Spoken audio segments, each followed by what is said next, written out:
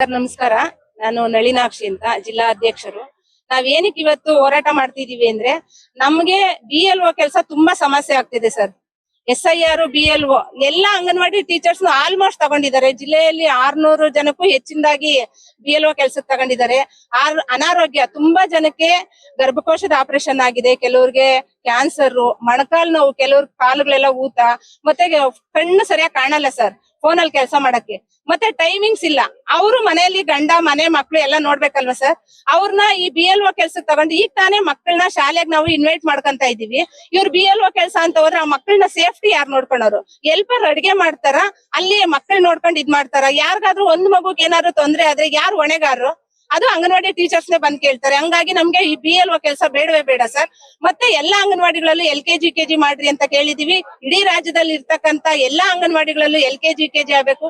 ಶಾಲೆಯಲ್ಲಿ LKG UKG ಮಾಡಕ್ ಹೊರಟಿದ್ದಾರೆ, ನಮ್ಮ ಅಂಗನವಾಡಿಗಳು ಮುಚ್ಚೋ ಸ್ಥಿತಿ ಬರುತ್ತೆ. ಹಂಗಾಗಿ ನಮ್ಮ ಅಂಗನವಾಡಿಗಳಲ್ಲೇ LKG UKG ಮಾಡ್ಬೇಕು. ಅದನ್ನ ಮಾಡಷ್ಟು ಕೆಪಾಸಿಟಿ ಇದೆ. ಈಗಾಗ್ಲೇ 5,000 10,000 ಶುರು ಮಾಡ್ತೀವಿ ಅಂತ ಹೇಳಿದಾರೆ. ಅದಕ್ಕೆ ಏನೆಲ್ಲ ಬೆನಿಫಿಟ್ ಕೊಡ್ಬೇಕು ಅದನ್ನ ಕೊಡ್ತಾ ಇಲ್ಲ. ಅದನ್ನ ಈ ಮುಂದಿನ ದಿನಗಳಲ್ಲಿ ಕೊಡ್ಬೇಕು. ಏನು ನಮ್ಗೆ ಘಟಕ ವೆಚ್ಚ 2018ರಿಂದ ₹1 ಜಾಸ್ತಿ ಮಾಡ್ಲಿಲ್ಲ ಸರ್. ಬೆಲೆ ಏರಿಕೆ ಮಾತ್ರ ಜಾಸ್ತಿ ಆಗುತ್ತೆ. ಮಕ್ಕಳನ್ನ ಗರ್ಭಿಣಿ ಬಾಣಂತಿನ ಪೌಷ್ಟಿಕವಾಗಿ ನೋಡ್ಕೊಬೇಕು ಅಂತಂದ್ರೆ ಅವ್ರಿಗೆ ಸರಿಯಾದ ಆಹಾರ ಕೊಡ್ದಿದ್ಮೇಲೆ, ಘಟಕ ವೆಚ್ಚ ಜಾಸ್ತಿ ಆಗದಿದ್ಮೇಲೆ ಅವ್ರು ನಾವ್ ಯಾವ ರೀತಿ ನೋಡ್ಬೇಕಾಗುತ್ತೆ? ಈಗ ಮೊಟ್ಟೆ ರೇಟು ಅಷ್ಟೇ ಸರ್. ಮೊನ್ನೆ ನಾವು ಊರುಗಳಲ್ಲಿ ತಗೊಂಬೇಕಾದ್ರೆ 9-9.25 ಇದೆ ಸರ್. ನಮಗ್ ಕೊಡ್ತಕ್ಕಂಥದ್ದು ₹6 ಮಾತ್ರ. ಹೆಂಗೆ ನಾವು ಮೊಟ್ಟೆ ತಗೊಂಬಂದ್ ಕೊಡ್ಬೇಕು? 1 ಮೊಟ್ಟೆ 2 ಮೊಟ್ಟೆ ಕಡಿಮೆ ಕೊಟ್ರೆ ನಾವು ಊರಲ್ಲಿ ಏನಂತಾರೆ, ಕಡಿಮೆ ಮೊಟ್ಟೆ ಕೊಟ್ಟಿದ್ದಾರೆ ಅಂತಾರೆ. ಆದ್ರೆ ನಮಗ್ ರೇಟ್ ಜಾಸ್ತಿ ಆದಾಗ ಅದನ್ನ ಬರ್ಸ್ಬೇಕಾದ್ರೆ ನಮಗ್ ತುಂಬಾ ಕಷ್ಟ ಆಗುತ್ತೆ. ಹಂಗಾಗಿ ನಮಗೂ ಅಷ್ಟೇ 45,000 ಅಂಗನವಾಡಿ ಟೀಚರ್ಸ್ ಕೊಡ್ಬೇಕು, ಹೆಲ್ಪರ್ಸ್ಗೆ 35,000 ಕೊಡ್ಬೇಕು, ಕನಿಷ್ಠ ಪೆನ್ಷನ್ ₹15,000 ಪೆನ್ಷನ್ ಕೊಡ್ಬೇಕು. ಮತ್ತೆ ಈ SIR BLO ಕೆಲಸ ನಾವು ಮಾಡಲ್ಲ ಸರ್. ನಮ್ಗೆ ತುಂಬಾ ಕಷ್ಟ ಇದೆ.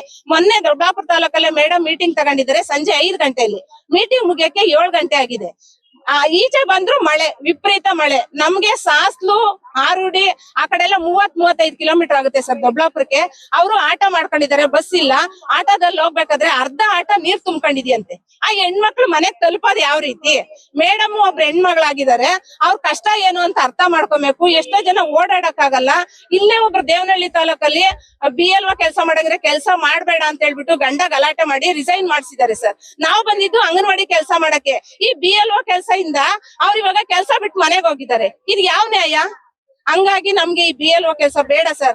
ಕೆಲಸ ಕೊಡ್ಬೇಕು ಅಂತಂದಾಗ ಮಾತ್ರ BLOಗಳು ಎಲ್ಲಾ ಕೆಲ್ಸನೂ ನಾವ್ ಮಾಡ್ಬೋದು. ಯಾವ್ದೇ ಸರ್ವೆ ಮಾಡಿದ್ರು ನಾವ್ ಮಾಡ್ಬೇಕು ಅಂಗನವಾಡಿ ಟೀಚರ್ಸ್. ಅದೇ ಸಂಬಳ ಅಂತ ಬಂದಾಗ ಯಾಕೆ ಸರ್ ಗೌರವಧನ ಅಂತ? ಅದ್ರಲ್ಲಿ ನಾವು ಸರ್ಕಾರಿ ನೌಕರರು ಅಂತ ಕಾಣಿಸಲ್ವಾ ಸರ್ಕಾರಕ್ಕೆ?